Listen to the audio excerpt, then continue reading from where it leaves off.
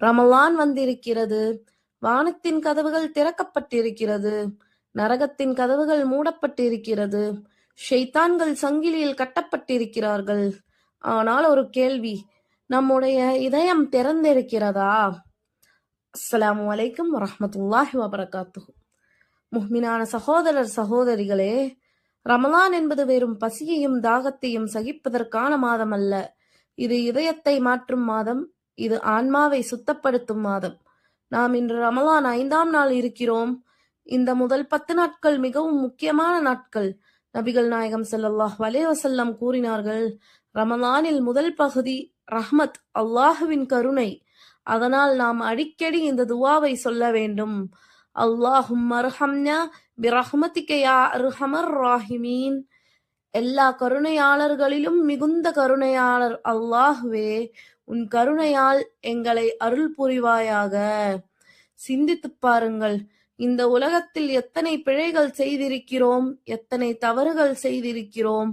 ஆனால் இன்னும் அல்லாஹ் நமக்கு ஒரு வாய்ப்பு கொடுத்திருக்கிறான். அதுதான் ரமலான். இந்த மாதத்தில் ஒரு நல்ல செயல் செய்தால் அது பல மடங்கு நன்மையாக எழுதப்படும். ஒரு துவா செய்தால் அது மறுக்கப்படாமல் ஏற்கப்படும். ஒரு கண்ணீர் சொட்டினால் அல்லாஹ் அதை கவனிக்காமல் விடமாட்டான்.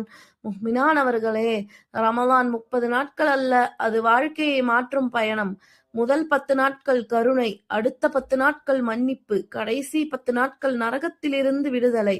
இரண்டாவது 10 நாட்களுக்கும் நாம் சொல்ல வேண்டிய துவா, அல்லாஹும்ம அஃபிர் லனா துனூபனா யா ரப்பல் ஆலமீன். உலகங்களின் இறைவனே, எங்கள் பாவங்களை மன்னித்தருள்வாயாக. மூன்றாவது 10 நாட்களுக்கு நாம் சொல்ல வேண்டிய துவா, அல்லாஹும்ம அத்திக்னா மினன் நார் வ அத்ஹில்னல் ஜன்னத யா ரப்பல் ஆலமீன். யா அல்லாஹ், எங்களை நரகத்திலிருந்து காப்பாற்றி ஜன்னத்தில் நுழைய செய்வாயாக.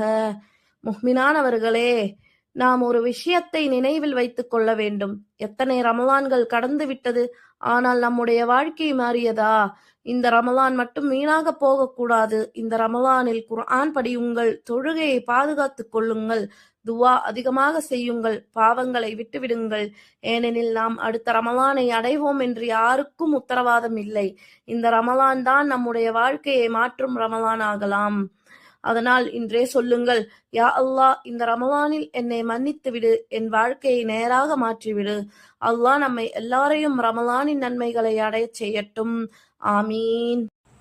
இந்த நினைவூட்டல் உங்களுக்கு பயனுள்ளதாக இருந்தால் இந்த வீடியோவை பிறருக்கு பகிருங்கள். மேலும் இப்படி பல இஸ்லாமிய நினைவூட்டல்களுக்கு எங்கள் சேனலை சப்ஸ்கிரைப் செய்யுங்கள்.